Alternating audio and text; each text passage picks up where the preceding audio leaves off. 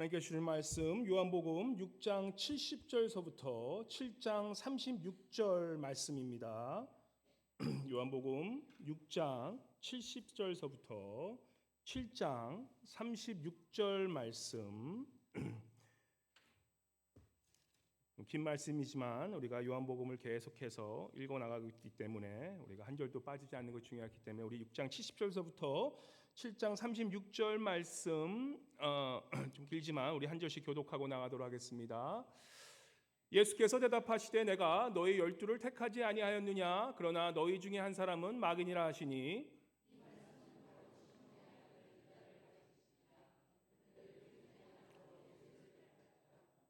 그 후에 예수께서 갈릴리에서 다니시고 유대에서 다니려 아니하심은 유대인들이 죽이려 함이로라. 그 형제들이 예수께 이르되 당신이 행하는 일을 제자들도 보게 여가를 떠나 유대로 가소서.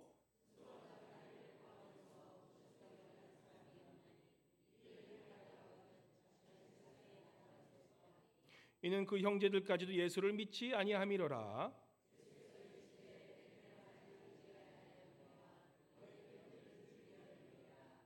세상이 너희를 미워하지 아니하되 나를 미워하나니 이는 내가 세상의 일들을 악하다고 증언함이라.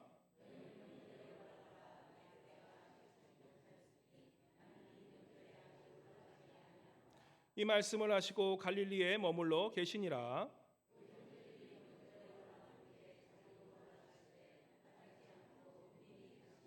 명절 중에 유대인들이 예수를 찾으면서 그가 어디 있느냐 하고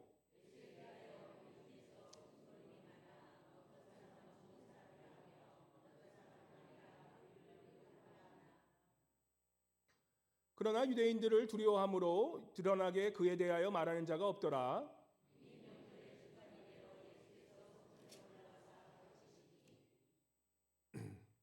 유대인들이 놀랍게 여겨 이르되 이 사람은 배우지 아니하였거늘 어떻게 그를 아느냐 하니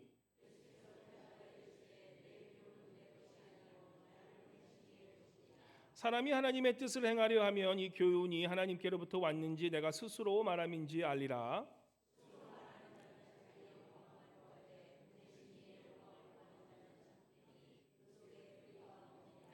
모세가 너희에게 율법을 주지 아니하였느냐? 너희 중에 율법을 지키는 자가 없도다. 너희가 어찌하여 나를 죽이려 하느냐?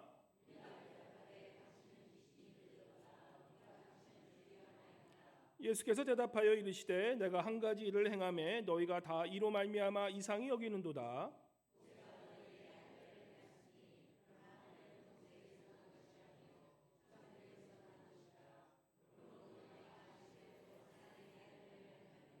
모세의 율법을 범하지 아니하려고 사람이 안식일에도 할례를 받는 일이 있거든 내가 안식일에 사람의 전신을 건전하게 한 것으로 너희가 내게 노여워하느냐?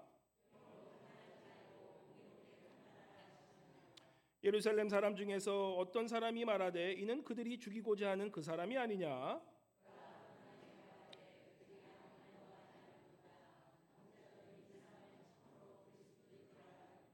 그러나 우리는 이 사람이 어디서 왔는지 아노라. 그리스도께서 오실 때에는 어디서 오시는지 아는 자가 없으리라 하는지라.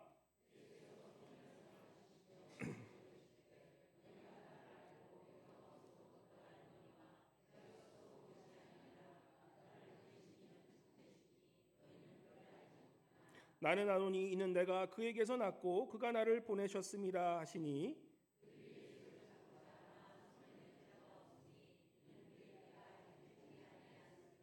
우리 중에 많은 사람이 예수를 믿고 말하되 그리스도께서 오실지라도 그 행하실 표적이 이 사람이 행한 것보다 더 많으려 하니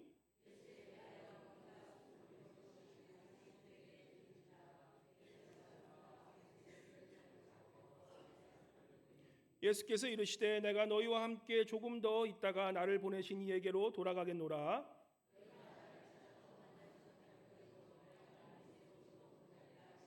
이에 유대인들이 서로 묻되 이 사람이 어디로 가기에 우리가 그를 만나지 못하리요? 헬라인 중에 흩어져 사는 자들에게로 가서 헬라인을 가르칠 터인가? 나를 찾아도 만나지 못할 터이요? 나 있는 곳에 오지도 못하리라 함 이 말이 무슨 말이냐 하니라. 아멘. 임마누엘 성가대 우리 하나님 나 부르실 때 주님께 찬양 올려드리겠습니다.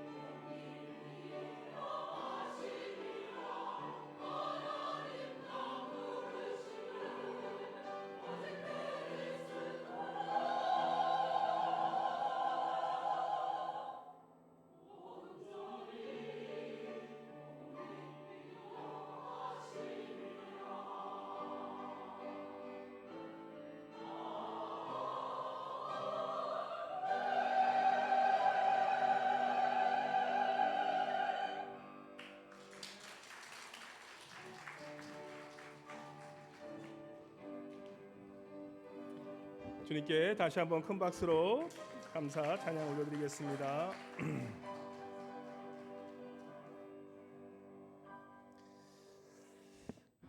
할렐루야. 예, 연어 잡으러 안 가시고 다들 예배당을 오는 게 얼마나 반갑습니다. 우리 한번 옆에 분 보실 때 우리 한번 이렇게 한번 인사하면 좋겠습니다. 할렐루야, 주님을 찬양합니다라고 한번 그렇게 인사하겠습니다. 할렐루야, 주님을 찬양합니다. 할렐루야라는 뜻이 뭔지 아시죠? 할렐루야, 우리 여호와 하나님을 찬양하고 찬송하고 또한 송축합니다. 그게 바로 찬양하라라는 뜻인데, 우리 할렐루야라는 말 다시 한번 우리가 항상 우리 믿는 사람들은 할렐루야가 입에 배워야 됩니다. 그래서 다시 한번 뒤에 분에게, 우리 앞에 옆에 분에게 다시 한번 환하게 웃으시면서 할렐루야 한번 하시겠습니다. 할렐루야. 아멘, 아멘. 감사합니다. 할렐루야. 슬프고 어려울 때마다 우리가 할렐루야 하면요, 우리 마음속에 영혼의 깊은 곳에서 주님을 찬양하는 그런 마음이 생깁니다. 할렐루야. 네, 할렐루야. 아멘. 우리 한번 오늘 말씀 이제 다시 우리가 강해 설교로 돌아갑니다. 한 몇 주 정도 계속해서 이제 다른 말씀하는데, 이제는 요한복음 다시 돌아와서 이제 우리 예수님의 그러한 영적인 생애를 다시 한번 돌아보면서 우리가 말씀으로 다시 한번 돌아가기 원합니다. 우리 요한복음 우리 6장 70절부터 7장 36절 하시기 전에 우리 한번 지도 한번 보여주실래요? 지도 보시면 잘 보이시는지 모르겠어요. 잘 안 보이실 수 있어요. 우리가 이 지역을 우리가 좀 알아야 됩니다. 우리가 성경을 잘 이해하기 위해서는 이 지금 예수님께서 어떻게 사역하셨는지를 봐야 되는데, 요 맨 밑에가 어느 지역인가요? 여기가 보이시나요? 유대 지역이에요. 유대, 우리가 잘 아는 도시 이름, 조그만 이 빌리지 이름, 마을 이름이 뭐죠? 베들레헴이 있고 그 위에 큰 도시인 예루살렘. 그래서 예수님께서 유대 지역, 그러니까 도라고 생각하면 돼. 유대 지역의 베들레헴과 예루살렘 지역에서 계셨고, 그 베들레헴은 예수님께서 어떤 곳이죠? 우리가 예수님의 그런 생애를 5단계로 나눕니다. 수요 예배 오시는 분들 5단계. 첫 번째 뭐라고요? 유아기. 예수께서 어디서 태어나셨습니까? 유대 지역의 베들레헴, 바로 다윗이 태어난 그곳에서 예수께서 태어나셔서, 그래서 예수님은 유아기를 이 베들레헴 유대 지역에서 계셨고요. 그러고 나서 이제는 예수님께서 두 번째 기간이 뭐죠? 준비기예요. 준비기. 예수님께서 청소년기를 어디서 지내십니까? 올라가셔서 사마리아를 지나서 어디입니까? 갈릴리 지역의 나사렛. 따라해보세요. 나사렛. 그래서 예수님을 무슨 예수라 그러죠? 나사렛 예수. 원래는 베들레헴 예수라고 그래야 되는데, 예수님께서 이 태어난 곳은 베들레헴이지만 나사솔에서 베들레헴에 내려가셨고 다시 나사렛에서 이 자라신 곳이기 때문에 나사렛 예수라고 얘기하는 거예요. 그래서 나사렛 쪽으로 올라가셔서 이 지역이, 그 도가 어디냐면 그것을 다 그 지역을 갈릴리 지역이라고 그래요. 그래서 우리가 갈릴리라고 말씀에 나오면 예수께서 이제는 북쪽, 예수님께서 저쪽에서 지금 활동하고 계신 걸 우리가 알아야 됩니다. 그러고 나서 이 준비가 지나고 예수님의 뭐가 시작되죠? 전성기. 마가복음에 나오는 성경의 주요 이 복음서에 나오는 예수님의 활동은 주로 어디 지역입니까? 이 갈릴리 지역 중에 바로 옆에 저 조그만 이 푸른색 보이죠? 그게 바다예요. 갈릴리 바다, 갈릴리 호수. 따라해 보세요. 갈릴리 바다. 이 호수인데, 원래 바다는 아닌데 호수인데 바다처럼 커서 갈릴리 바다라고 하면 갈릴리 호수 얘기하는 거예요. 바로 거기에 왼편 북쪽에 있는 가버나움, 바로 그 가버나움에서 주님께서는 이 전성기를 이제는 그곳에 사시면서 보내셨을 것을 우리가 알게 됩니다. 그러고 나서 예수님의 전성기 이후에 주님께서는 이제는 삶의 이 땅에 오신 목적을 이루기 위해서 뭘 하시죠? 이제는 십자가, 우리 십자가, 그것을 뭐라고 하냐면 네 번째는 따라해보세요. 순환기. 예수님의 그런 십자가 고난의 그것을 통해서 이제는 우리를 구원하시기 위한 그 목적을 이루신 것이 바로 어디서 일어납니까? 갈릴리에서 쭉 내려가서 다시금 예루살렘 내려가세요. 예수님께서 공생의 사역하실 때 이제는 4번을 이 예루살렘에 내려오십니다. 언제 때? 언제 예수님께서 예루살렘에 올라가십니까? 6월절. 따라해보세요. 6월절 때. 6월절 때마다 모든 이스라엘 백성들은, 유다 백성들은 다 6월절에 예루살렘에 가서 이제는 그 예루살렘 성전에서 예배 드려야 되는, 제사를 드려야 되는 그러한 율법이 있기 때문에 그렇게 매해마다 한 번은 성경에서 올라갔다 얘기하는 게 예루살렘 성전이 가장 높은 곳이기 때문에 지역적으로 내려갔다 하지만 성경에서는 예루살렘으로 올라가셨다라고 그렇게 이야기하는 것입니다. 그래서 네 번째 순환기가 지난 후에 예수께서 부활하신 후에 어떻게 됐을까요? 이 지역적인 것이 더 이상 중요하지 않아요. 이제 어떻게 됩니까? 모든 민족으로 이제는 예수님께서 그 복음이 전파되는, 그래서 부활기, 5번째 단계 부활기는 이 이스라엘에 속한 것이 아니라 모든 열방에 이제는 예수님의 복음이 전파됨으로써 이 성령을 통해서 이제는 전 세계에 하나님의 말씀이 전파되는 것을 보게 됩니다. 그래서 이 다음 그림 한번 보시면 이렇게 보시면 이 예루살렘, 그래서 예수님 이 베들레헴에서 태어나셔서 이제는 나사렛에서 자라시고 그 나사렛에서 갈릴리 바다, 가버나움 저쪽에서 갈릴리 지역에서 많은 사역을 하시다가 모든 고침 사역은 대부분 다 갈릴리 쪽에서 했다면 우리가 보게 됩니다. 그리고 가끔 예루살렘에 내려오셔서 이제는 실로암이나 이런 데서 이제 고친 것도 있지만 많은 사역이 다 저 북쪽에 있었고, 그러고 나서 이제는 순환기 때 이제는 예루살렘에 오셔서 이곳에서 십자가에서 이제는 돌아가시고 부활하심으로 이제는 사도행전에 보시면 이 마가 다락방에서 있었던 모든 그러한 그 오순절을 겪은 그 제자들이 다 주님의 그런 복음을 전파하러 이제 전 세계에 뻗어나가는 그러한 모습을 우리가 지역적으로 이해하면서 성경을 보면 우리가 좀 더 이해가 잘 갑니다. 자, 그래서 이제 성경으로 돌아와서 7장 1절에 보면 이제는 우리 7장 1절 한번 같이 읽어볼까? 오늘 본문 말씀 7장 1절 같이 읽도록 해보겠습니다. 요한복음 한번 찾아보세요. 7장 1절 같이 읽겠습니다. 시작. 그 후에 예수께서 갈릴리에서 다니시고 유대에서 다니려 하니하심은 유대인들이 죽이려 함이로라. 그래서 예수님께서 이제는 어디서 다니십니까? 갈릴리 지역, 아까 얘기했던 그 갈릴리 그 지역, 특별히 가버나움 그 갈릴리 바다에서 많은 사역을 하고 계세요. 근데 7장 2절에 보니까 유대인의 명절인 초막절이 이제 가까운지라라고 하면서 이제는 그 초막절에 이제는 예수님께서 이 모든 것을 준비하시는 그러한 것을 보게 되는데, 이 지금 예수님께서 그러면 어디 쪽에서 지금 사역하고 계시냐? 전성기 때 이제는 갈릴리 지역에서 사역하고 계시는 그러한 예수님을 보게 됩니다. 그 예수님께서 이제는 그 전성기 때 사역하실 때 많은 일을 하세요. 그죠? 우리가 잘 알다시피 뭐 혈루병 환자를 고치시고 이 문둥병자를 고치시고, 그죠? 이런 많은 일을 하시는 걸 통해서 예수님께서 하셨던 그 궁극적인 그 사역의 중심에는 그가 하나님의 아들이심을 증명하는 것을 가장 중요하게 여기는 거예요.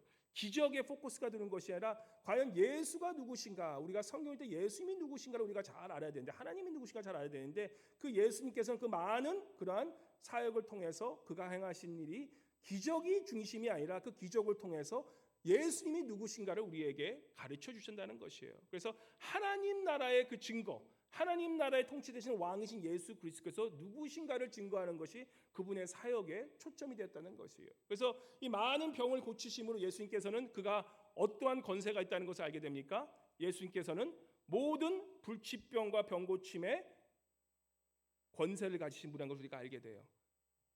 불치병을 고치고 또한 아픈 것을 낫게 하시고 이 인간의 의술이 못하는 것을 우리는 볼 때 치유되신 분을 기적이라고 하지만, 우리 예수님은 그러한 병들을 낫게 하실 권세를 가지고 있다, 가지고 있지 않다? 가지고 있다라는 것이에요. 왜냐? 그분이 바로 하나님이시기 때문에. 생명을 만드신 이도, 생명을 유지하시는 분도, 영원한 생명을 주시는 분도 바로 하나님이시기 때문에 예수님께서는 그러한 병 고침의 은사를 통해서 예수님께서는 결국 생명을 주시고 유지하시는 분이 바로 하나님 예수 그리스도인 것을 증명하시는 거예요. 그래서 병을 고치심으로 하나님의 가지신 그러한 고유적인 그러한 병 고침의 은사, 권세를 가지신 것이 바로 우리 예수님이시라는 것을 알게 돼요. 그러고 나서 또한 예수께서 하신 일이 두 번째 뭐가 있습니까? 예수님께서 이 가버나움에서 이제는 이 갈릴리 바다를 지나면서 어떤 일이 생기죠? 기억나세요? 예? 막 배가 흔들리고 배가 지금 이제 침몰하게 되는 그런 상황 속에서 큰 파도와 큰 바람이 불 때 예수님께서 파도와 바람을 보면서 뭐라고 하십니까? 너희는 잠잠하라. 그러니까 바다와 그 세던 그런 태풍과 바람이 어떻게 됩니까? 잠잠해지잖아요. 예수님께서 무슨 초자연적을 위해서 내가 뭐 이런 능력이 있다라는 게 아니라 바로 예수님께서는 그러한 것을 통해서 우리 예수님은 자연적인 법칙 안에 돌아가는 그 지구상에서 어떻습니까? 하나님은 초자연적으로 역사하실 수 있는 하나님이신 걸 증명하기 위해서 우리 예수님은 이 돌아가는 자연 법칙을 이 통치하시는 그런 권세를 가지신 분이다? 아니다? 그거를 증명하신 거예요. 그래서 우리 주님은 뭐예요? 바로 이 세상의 모든 그런 자연 이치도 통치할 수 있는 그런 초자연적인 하나님이심을 우리에게 증명하고 계시다는 것입니다. 또 세 번째 뭘 증명하세요? 많은 사역을 하시면서 기억나십니까? 이 귀신 들린 자들을 다 고치시잖아요. 귀신 들리고 악한 영에 눌린 자들, 이러한 자들을 다 고치시면서 그런 영적으로 험들한 자를 누리면서 이 귀신을 쫓아내는 그런 권세를 가진 분인 것을 우리에게 증명해요. 그래서 예수께서 그 귀신을 쫓아내니까 그 돼지한테 붙어서 막 군단이 악한 그런 마귀 군단이 다 도망가는 그런 모습을 보면서 사람들이 예수님 오지 말라 그러잖아요. 왜냐하면 혹시라도 그 마귀들이 귀신들이 자신의 가축들한테 피해를 줄까봐 그렇게 예수님을 두려워하는 그런 자들이 생겼는데 바로 그것을 통해서 우리 예수께서는 어떤 것을 증명하십니까? 이 모든 세상의 악한 영들까지도 주님 앞에서는 무릎을 꿇는다 안 꿇는다? 무릎을 꿇는다는 거예요. 그래서 예수님께서는 하늘의 이 왕이 되실 뿐만 아니라 이 땅의 왕 되실 뿐 아니라 모든 땅의 밑에 있는 모든 권세들이 예수 그리스도 앞에 무릎을 꿇는 바로 그분 하나님이신 것을 우리에게 증명하고 계시다는 것입니다. 또 많은 사역을 통해서 어떤 일을 하세요? 야이로의 딸, 회당장 야이로의 딸을 살리십니다. 우리 수요 예배 오신 분들 기억나시죠? 그 딸을 살리세요. 죽은 자를 살리세요. 너는 잠들었다면 살리세요. 그건 무슨 뜻입니까? 죽음을 이기시는 분임을 증명하시는 거예요. 성경에서 또 다른 누구를 살리시죠? 나사로를 살리시잖아요. 죽은 자를 살리시는 거예요. 죽은 자를 살리실 뿐만 아니라 그분 스스로가 죽음에서 일어나시는 그런 모습을 봅니다. 자, 이거는 누구만 할 수 있는 거예요? 죽은 자를 살리신 우리 역사상, 인간의 역사상 죽음에서 다시 산 사람이 있습니까 없습니까? 가끔 무슨 어떻게 이런 일이 되면서 가끔 죽었다가 갑자기 살아난 사람이 있다라고 얘기하지만 그거는 이게 잘못 진단이 된 거고 정말 죽은 다음에 3일 후에 다시 살아난 자가 있습니까 없습니까? 없다라는 거예요. 증명이 돼. 근데 예수님께서는 그러한 죽은 자를 살리실 수 있는 그러한 권세를 가지신 분이 바로 예수 그리스도라는 거예요.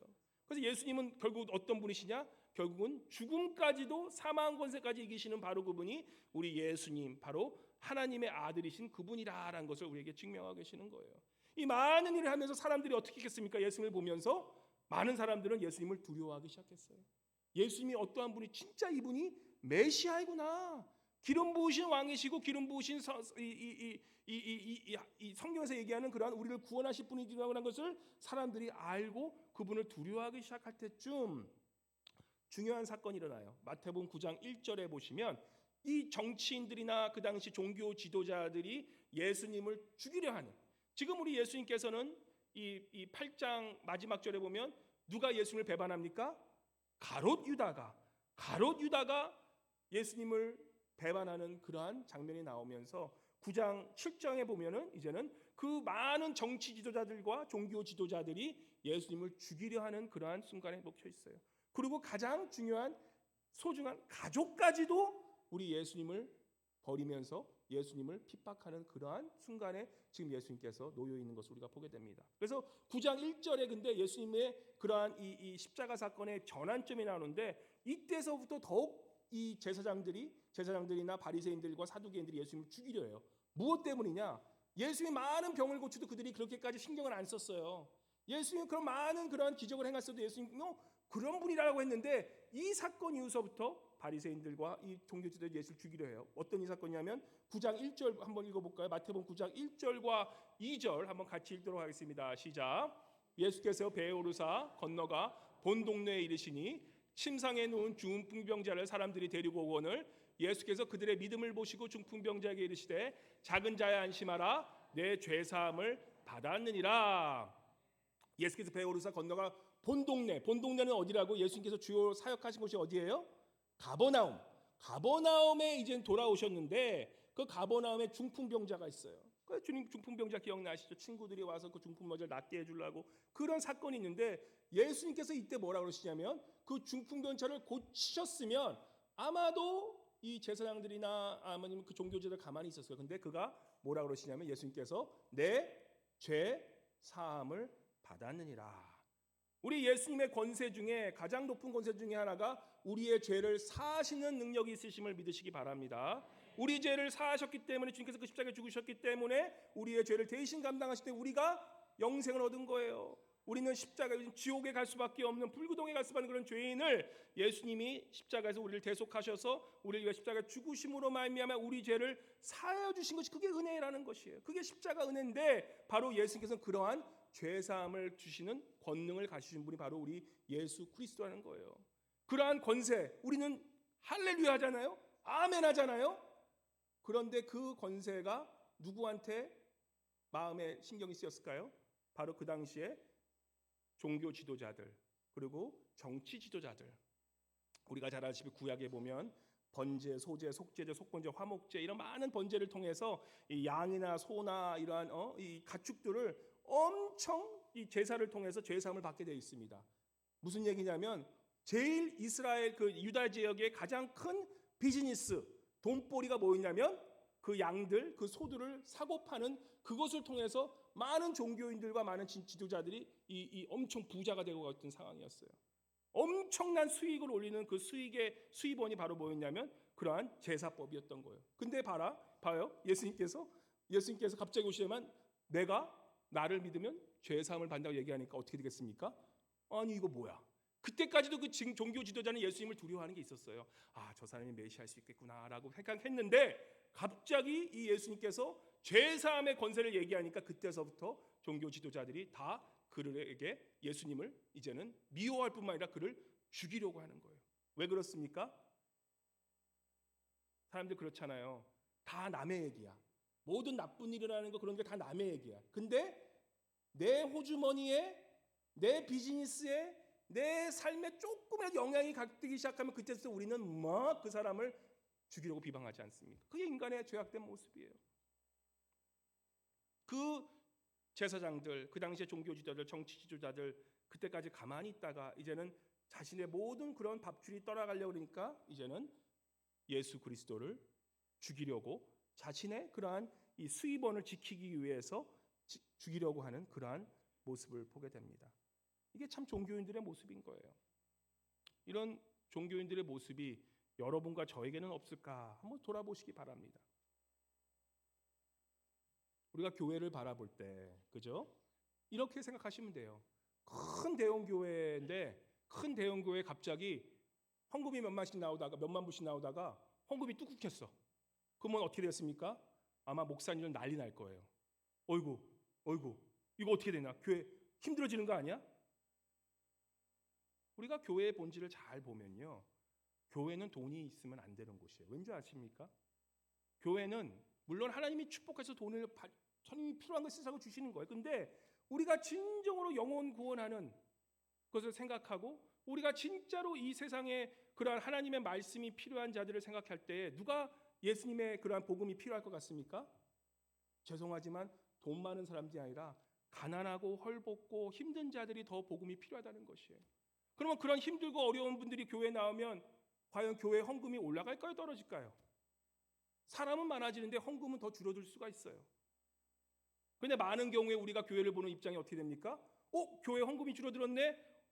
교회 이거 뭐 좀 이상해지는 거 아니야? 그게 여러분과 저의 모습 아니란가 한번 다뤄보시기 바랍니다.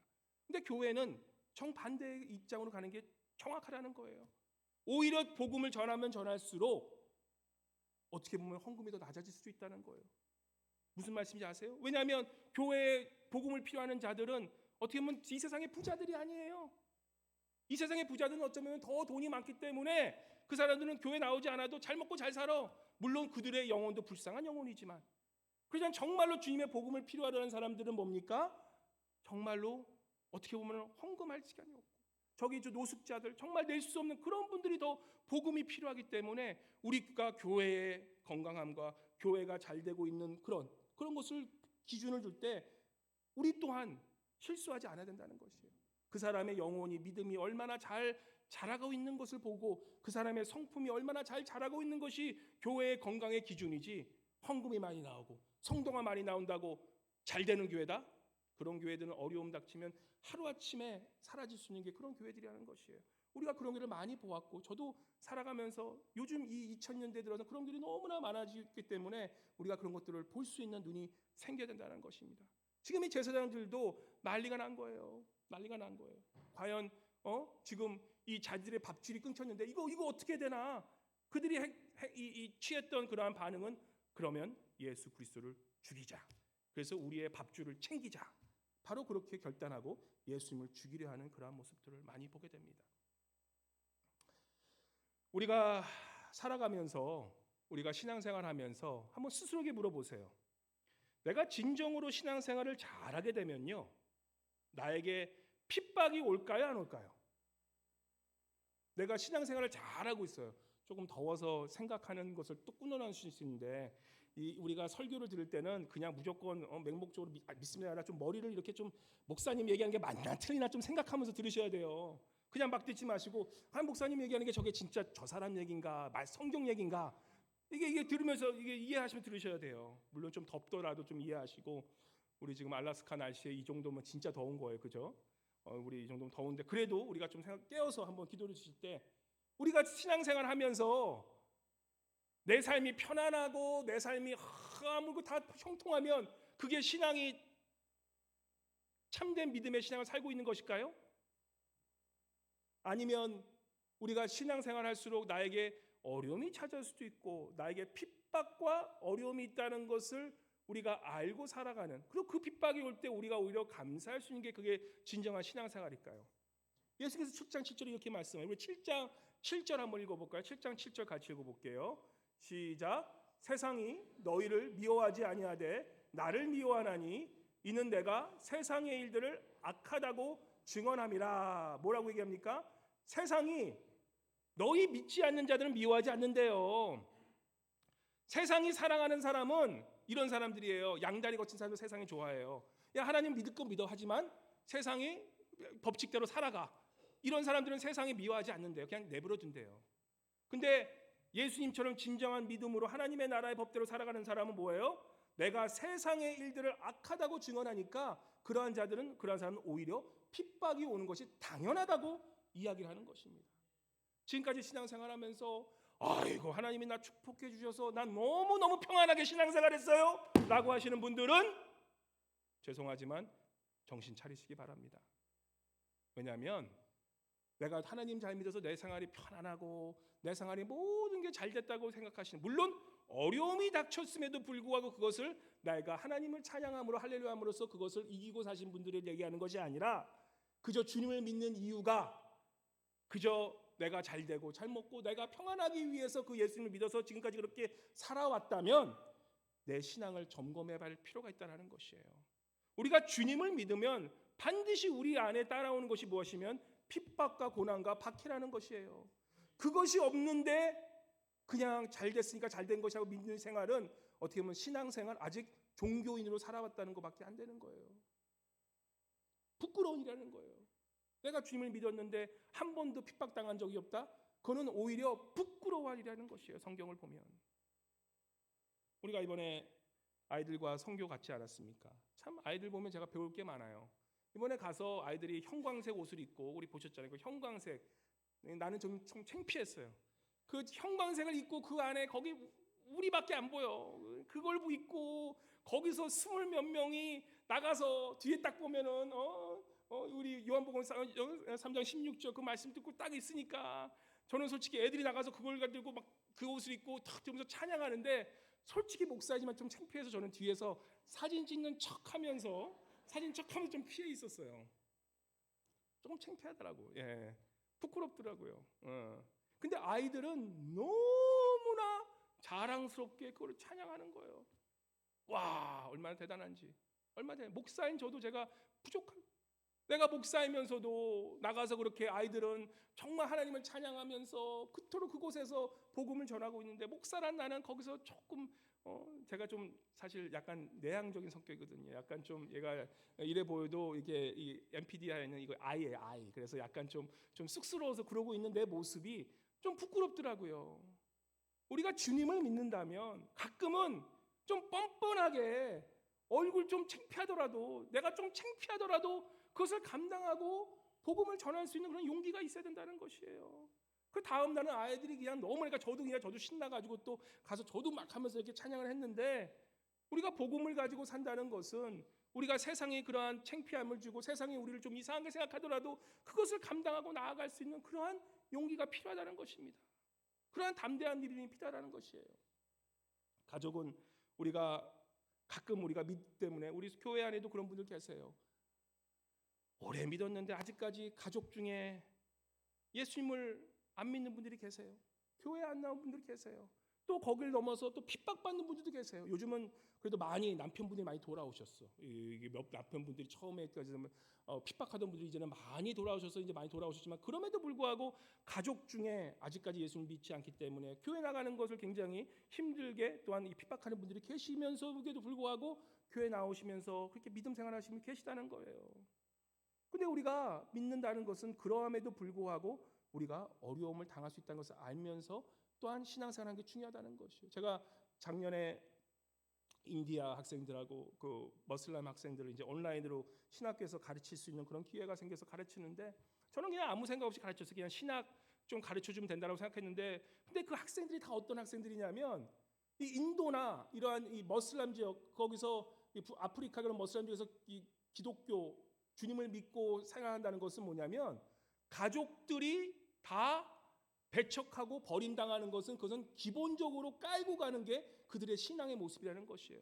내가 예수를 믿는다는 것은 그러한 이 모습 속에서 이 모든 그러한 가족들이 그를 쫓아내는 그러한 생활 속에서 신앙생활 수밖에 없다는 거예요. 이제 가르치는데 인도 학생들이 그러더라고요. 패스터, 내가 지금 이 신학교 가기 위해서 내가 어떤 것을 희생한 줄 아냐고. 나는 가족들 다 버리고 엄마 아빠도 나 지금 못 보고 있다고. 그리고 나 빌리지 돌아가면 내가 정말 목숨이 위태한 그러한 상황에서 내가 지금 성경을 배우고 지금 이러한 목회자의 길을 가려고 하고 있다고, 그렇게 얘기를 하는 거예요. 지금도 우리가 예수님을 믿는다는 것은 그것에 대한, 세상은 예수를 싫어하기 때문에, 세상은 하나님을 미워하기 때문에 우리가 그러한 핍박을 당할 수밖에 없는 그러한 상황에 나와 있는 사람들이 너무나 많다는 거예요. 우리 예수님도 예외는 아니셨어요. 우리 예수님이 신앙생활 하실 때 가족들이 fully support했다고 생각하시겠죠? 절대 그렇지 않았어요. 예수님도 많은 이 제자까지도 나를 배반했다고 쳐. 이 지도자들과 종교 지도자들과 그 당시에 모든 정치들이 나를 핍박했다는 거 쳐. 가장 힘들게 뭐냐면 육신으로 오신 예수 그리스도께서 그의 가족들까지도 예수님을 핍박했다는 사실이에요. 예수님께서 뭐라고 그러십니까? 7장 3절에 보면 성경에 이렇게 얘기합니다. 7장 3절을 같이 읽어볼까요? 시작. 그 형제들이 예수께 이르되 행한 일을 제자들도 보게 여기를 떠나 유대로 가소서. 뭐랍니까? 이제는 그 형제들이, 예수님의 형제들이 예수님한테 뭐라고 합니까? 야, 너 이제 유다로 좀 가라. 이 갈릴리 지역에 있지 말고 유다로 가라고 얘기하는 거예요. 그래서 7장 5절에 보면 뭐라고 합니까? 이 형제들도 이는 그 형제들까지 예수를 믿지 아니함이라. 얼마나 예수님의 삶도 그 형제들까지도 믿지 않는 그런 상황이 얼마나 힘들었겠습니까? 근데 우리가 그 형제들도 이해를 해줘야 돼요. 인간적인 입장에서. 왜냐?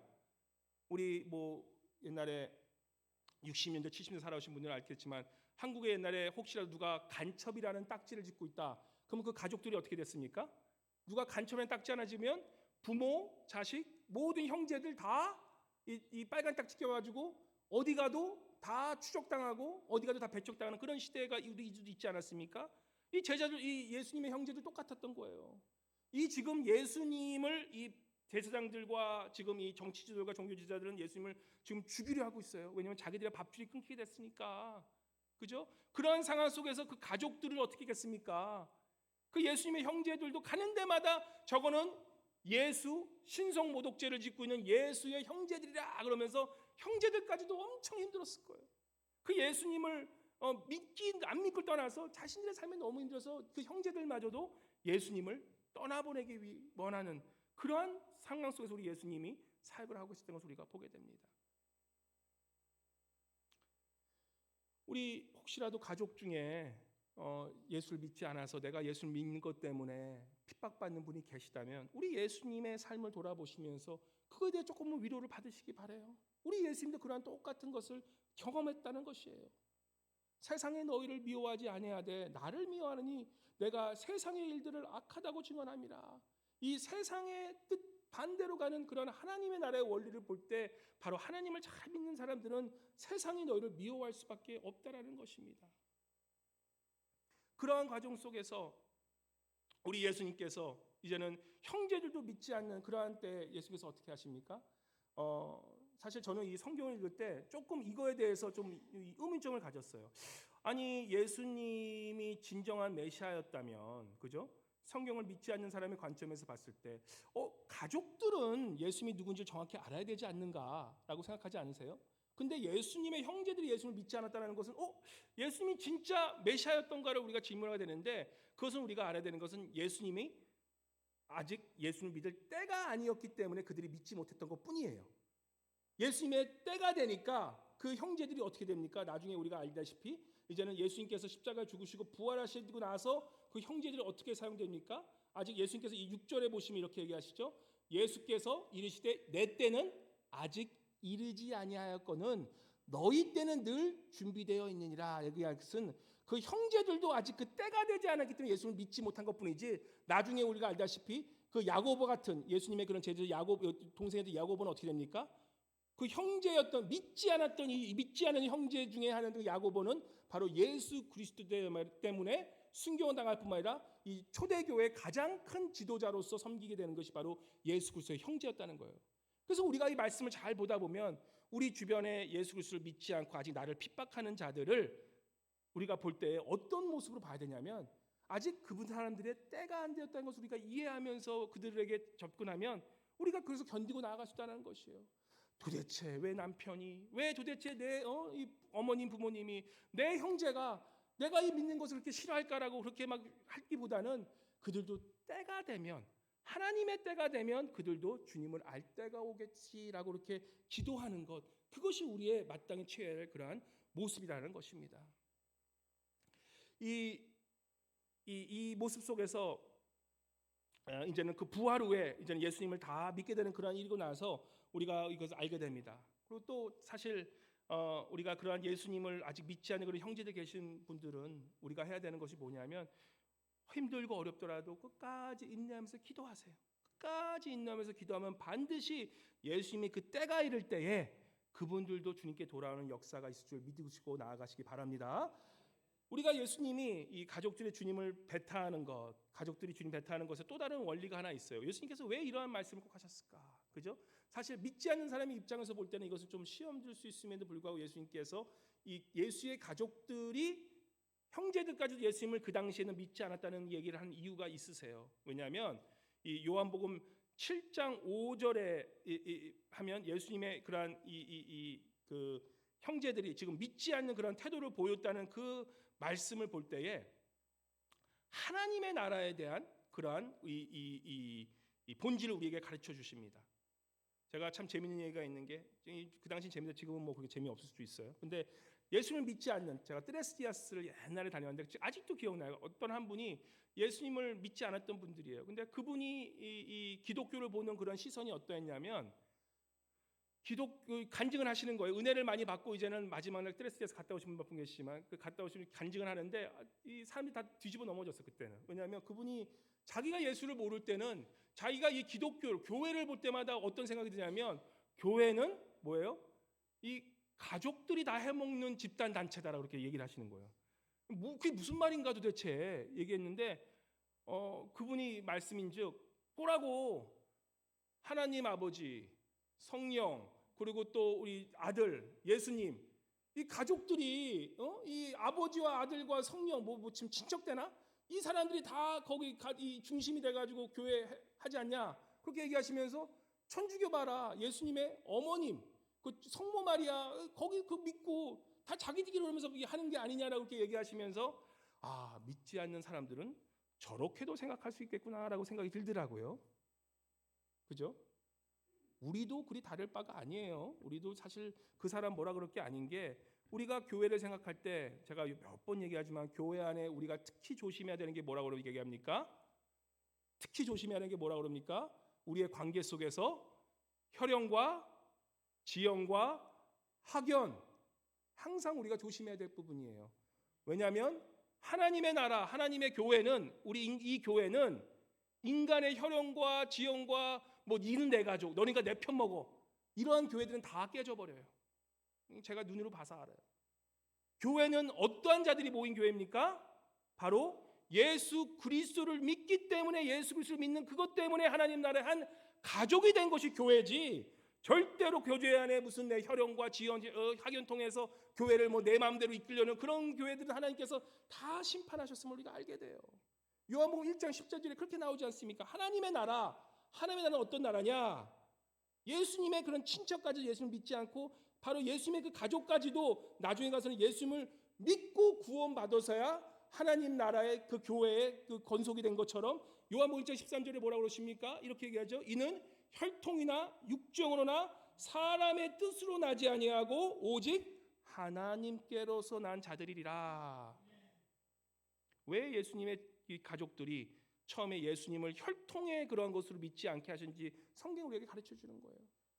하나님의 나라, 하나님의 교회는 이러한 지연, 혈연이 아니라 바로 하나님을 믿고 예수 그리스도를 믿기 때문에 구원받은 줄이 모인 것이 바로 교회의 본질이라는 것이에요.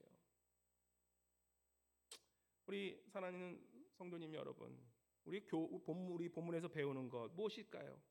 우리가 교회 다니면서요, 어려움이 찾아온다는 것이에요. 우리가 그것을 당연히 생각해야 되는 것이에요. 우리는 가끔 그렇게 생각, 내가 이거 좀 믿으려고 하니까 좀 어려움이 오네. 나 안 믿어버릴래. 도망가 버릴래. 그러면 안 된다는 거예요. 마귀가 제일 좋아하는 거예요. 마귀는 항상 우리를 어떻게 하면 하나님께로 떠나보니까 시험을 주는 게 마귀의 장난이라는 거예요. 우리가 교회 다닐 때 갑자기 내 가족이나 내 친한 친구가 나를 핍박하게 돼? 바로 그때가 우리가 주님 앞에 더 나아가야 될 때라는 것이에요. 교회 잘 다니고 하려고 하는데 성도들이 나를 어렵게 해, 비방해. 우리 뭐 교회 그런 거 많이 없어졌지만 그래도 우리가 한번 돌아봐야 돼요. 내가 종교하는지. 나보다 갑자기 어떤 성도가 와서 나보다 좀 잘 나가는 것 같아. 그럼 어떻게 합니까? 나도 모르게 이 바리새인들처럼 갑질하고 싶은 마음이 생기는 거예요. 텃세 부리고 싶은 마음이 되는 거예요. 내가 이 교회 몇 년 했는데 네가 감히 온 지 1년도 안 된 게 나보다 더 잘 나가려고 그래? 그런 마음들이 내 안에 생긴다라는 것이에요. 그것을 마음이 생기신 분들은 회개하시기 바랍니다. 이 교회가 우리 교회가 아니라는 것을, 하나님의 교회라는 것이에요. 믿는 모든 사람들이 와서 주님께 예배드리는 것이 교회지, 내가 이 교회 30년, 내가 이 교회 34년 창립 멤버 아니오시다예요. 죄송합니다예요. 먼저 된 자가 나중 될 수가 있기 때문에 우리가 늘 조심하며 살아야 된다는 것이에요. 우리가 늘 조심하며 그렇게 살아갈 때 나는 혹시 내가 그러한 이 종교인의 그런 모습을 살아가고 있는지 나를 돌아보시면서, 또 그러한 어려움이 찾아오신 분은 뭡니까? 이것을 당연하게 생각하다는 것이에요. 사람으로 미워하지 말고, 내가 좀 믿으니까 이게 악한 마귀가 나를 또 공격하는구나 하면서 그때 그 순간에 우리가 가야 될 것이 무엇이냐라고 얘기했을 때 우리가 그 모습을 주님이 하신 것으로 우리가 볼 수 있어요. 우리 주님께서 그런 어려움이 있을 때 어떻게 하셨냐? 마태복음 11장 25절에 보면 이렇게 주님께서 말씀하십니다. 많은 사람이 주님을 믿지 않는 거예요. 그리고 주님을 핍박하고 가족까지도 핍박하는 그 상황 속에서 마태복음 11장 25절에 보면 이런 말씀이 있습니다. 11장 25절 같이 읽어볼까요? 예수님께서 기도하시는 거예요. 바로 그때 핍박당할 때 이렇게 기도하십니다. 같이 읽겠습니다. 시작. 그때에 예수께서 대답하여 이르시되 천지의 주제이신 아버지여, 이것을 지혜롭고 슬기 있는 자들에게는 숨기시고 어린아이들에게는 나타내심을 감사하나이다. 뭐예요? 뭐라 그러십니까? 그들이 아직은, 이 바리새인들과 이 종교 지도자들은 아직까지 예수님, 이 메시아가 누군지 모르는 건데, 그리고 어린아이들, 순수한 마음을 가진 자들만 알게 되는 그것을 오히려 뭐랍니까? 감사하다고 얘기하는 거예요. 저도 가끔 목회자로 있으면서 열받을 때가 있어요. 저 사람은 왜 저렇게 변하지 않을까? 저 사람은 왜 똑같이 이렇게 하지 않을까? 왜 저렇게 바리새인으로 살아갈까? 나 스스로 바리새인으로 살아가는 것은 보지 못하고 그저 남이 하는 것은 그렇게 크게 잘 보이지 않습니까? 그럴 때 우리가 가져야 될 마음이 뭡니까? 오히려 그럴 때일수록 우리 주님께 기도하는 거예요. 우리 주님께 그들을 정죄하는 것이 아니라 저 인간 왜 저럴까 정죄하는 것이야. 그럴 때가 오히려 내가 주님께 감사함을 나가면서 그가 아직 때가 이르지 않았기 때문에 주님, 그가 때가 이르러 주님을 알게 도와주십시오. 그렇게 기도하고 나가는 모습, 바로 예수 그리스도의 모습이고, 예수 그리스도께서 바로 그러한 바리새인들과 이 형제들에게 대했던 그러한 모습이라는 것입니다. 그래서 우리 감사하면서 그때 나가면서 또 어떻게 합니까? 주님을 찬양하는 거예요. 주님을 찬양하는 거예요. 우리가 잘 아는 우리 이 사도행전 스토리 중에 바울과 실라가 핍박을 받습니다. 예수님을 복음을 전하니까 이제 감옥에 갇혔어. 감옥에 갇혔으면 이제는 어떻게 합니까? 아이고 내가 이제 예수님 믿는 거 그만해야지. 내가 이제 복음 전하고 그만해야지 하는데 오히려 그때 바울과 실라가 어떻게 합니까? 사도행전 16장 25절에 보니까 뭐라고 그럽니까? 사도행전 16장 25절 같이 읽어볼까요? 시작. 한밤중에 바울과 실라가 기도하고 하나님을 찬송하며 죄수들이 듣더라. 내가 핍박당하고 어렵고 내게 시험이 일 때 바로 그때가 기도하고 하나님을 찬양할 때이심을 믿으시기 바랍니다. 바로 그때가 진정으로 하나님께서 우리의 찬양을 받으실 때라는 것이에요. 내가 어려움이 찾아올 때 이거 안 되겠다. 하나님을 믿어서 이런가? 이런 생각을 가질 때가 마귀의 생각이 나는 거예요. 오히려 그때가 오히려 하나님을 찬양할 때라는 것을 우리에게 가르쳐준다는 것입니다. 사랑하는 성도님 여러분, 우리의 신앙의 믿음이 언제 자라는지 아십니까? 어려움이 닥쳐오고 핍박이 있을 때, 내가 신앙생활하면서 너무 편안하게 생활했다? 그건 우리가 회개해야 돼요. 우리가 주님을 진정으로 믿지 않았기 때문이에요. 솔직히 종교인으로 살아왔기 때문이에요. 우리가 주님을 믿으면 오히려 핍박받고 박해받는 게 당연하다는 것을 우리가 알고, 바로 그러할 때에 우리 주님을 찬양하고 나아갈 때에 우리의 믿음이 커진다는 것이에요.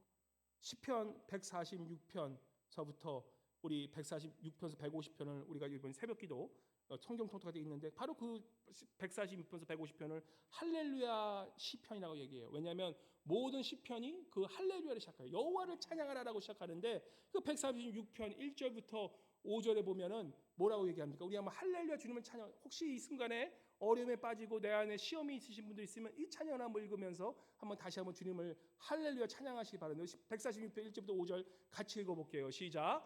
할렐루야 내 영혼아 여호와를 찬양하라. 나의 생전에 여호와를 찬양하며 나의 평생에 내 하나님을 찬송하리로다. 귀인들을 의지하지 말며 도울 힘이 없는 인생도 의지하지 말지니 그의 호흡이 끊어지면 흙으로 돌아가서 그날에 그의 생각이 소멸하리로다. 야곱의 하나님을 자기의 도움으로 삼으시며 여호와 자기 하나님에게 자기의 소망을 두는 자는 복이 있도다. 아멘. 누가 복이 있다고요? 바로 여호와 하나님을 찬양하고 나에게 도움이 되는 귀인이나 나에게 힘을 주는 그러한 사람들을 찾지 말라는 거예요. 그 사람들도 결국에는 다 소멸되기 때문에 사람에게 의지하지 말고 뭘 누구에게요? 여호와 하나님을 소망하는 자에겐 복이 있다라는 것이에요. 찬양하라는 거예요, 하나님을. 그래서 150편 마지막 절 1절과 2절 시편의 클라이맥스예요. 1절과 2절만 우리 한번, 그러면 우리 하나님을 무엇 때문에 찬양하냐? 우리의 신앙이 왜 어려울 때 더욱더 찬양해야 되냐라는 것을 우리 가르쳐 주십니다. 150편 1절과 2절 읽겠습니다. 시작. 할렐루야 그의 성소에서 하나님을 찬양하며 그의 권능의 궁창에서 그를 찬양할지어다. 그의 행하신 행동을 찬양하며 그의 지극히 위대하심을 따라 찬양할지어다. 우리가 성소에서 하나님을 찬양하고 그의 지으신 궁창, 이 땅과 이 세상과 이 하늘에서 모든 곳을 하나님을 찬양하는 이유는 무엇을 찬양하냐? 우리 하나님께서 나에게 행하신 그 행하신 일들과 그분의 위대하심을 찬양하는 것. 우리가 찬양하는 그 이유는 바로 하나님이 하나님 되시기 때문에, 그 하나님의 성품 때문에 우리가 그 어떠한 상황에서도 하나님을 의지할 수 있다는 그 하나님을 찬양할 때에 우리의 믿음이 변한다는 거예요. 믿음은 무엇이냐? 상황 따라 좋아지면 하나님께 할렐루야, 나빠지면 하나님 원망하고 사람들 원망하고 목사 원망하고 장로 원망하고 다른 사람 원망하는 것이 아니라 오히려 안 되면 안 되고 힘들면 힘들수록 뭐라 합니까? 더욱더 하나님을 찬양함으로, 그 하나님을 찬양하며 그의 성품, 그의 사랑하심과 그의 인자하심과 그의 경외하심과 그의 거룩하심과 그의 인자하심과 그의 긍휼하심과 그의 자비하심과 그의 오래 참으심과 그의 절제하심을 찬양하면서 우리의 그 하나님의 성품을 찬양할 때에 우리가 어떻게 됩니까? 나에 있는 그런 어려운 환경들을 하나님의 성품으로 그 환경들을 바라볼 때에 우리가 그 환경에 지배받는 사람이 아니라 하나님의 성품에 좌우되면서 하나님의 영원하신 곳에 찬양되면서 우리가 찬양하면서 우리의 성품과 우리의 삶이 하나님의 믿음으로 성장하는 그러한 모습으로 우리가 변화되기 때문에 우리가 찬양해야 된다는 것입니다. 우리 사랑하는 알라스가 동양성교회 성도님 여러분, 예수님을 믿는다는 것은 핍박이 찾아온다는 것이에요. 그런 핍박을 찾아올 때 우리가 더욱더 기도하고 더욱더 찬양해야 된다는 것이에요. 그리고 그 핍박이 아직도 받으시 못한 분들은 나의 신앙을 한번 점검해 보세요. 내가 과연 신앙생활 잘하고 있는지, 아니면 내가 예수님을 이용해서 내 인생 편하게 살려고 하는지 아닌지 돌아보시고, 이제 내 인생에 핍박이 올 때 그때 주님을 오히려 찬양하고 우리 마태복음 5장 10절과 11절의 말씀 의를 위하여 박해를 받는 자는 복이 있나니 천국에 그들의 것이며 우리 5장 10절과 11절 12절 말씀 우리 한번 말씀 읽고 우리 마치도록 하겠습니다. 핍박이 오는 분들에게 하나님의 위로의 말씀입니다. 같이 읽도록 하겠습니다. 시작. 의를 위하여 핍박을 받는 자는 복이 있나니 천국에 그들의 것임이라. 나로 말미암아 너희를 욕하고 박해하고 거짓으로 너희를 거슬러 모든 악한 말을 할 때에는 너희에게 복이 있나니 기뻐하고 즐거워하라. 하늘에서 너희의 상이 큼이라. 너희 전에 있던 선지자도 이같이 박해하였느니라. 아멘. 우리 이 시간 주님 앞에 기도하고 나아갈 때에 내가 주님을 믿는 이유가 그저 내 삶 편안하게 사는 것이 나의 삶의 목표였다면 이 시간 회개하시기 바랍니다. 이 세상은 하나님을 대적하고 하나님을 미워할 수밖에 없는 그러한 세상 속에 살아가는 우리가 정말 주님을 믿기 때문에 핍박받아야 되는 우리를 당연하게 생각하시고 주님 우리가 그 핍박 속에서도 우리가 그 핍박을 오히려 복으로 여기는 것은 그러한 주님을 일을 위하여 하나님의 그러한 이름을 위하여 예수 그리스도의 그런 일을 위하여 우리가 핍박을 받고 나가는 그것이 결국은 우리가 하늘의 상이 쌓여 있음을 오히려 감사하고 나아가는 그것이 오히려 복된 삶을 우리가 깨닫고 나아갈 수 있도록 한번 주여 한번 외치시고 주님께 우리 또한 감사의 기도 올려드리기 원합니다.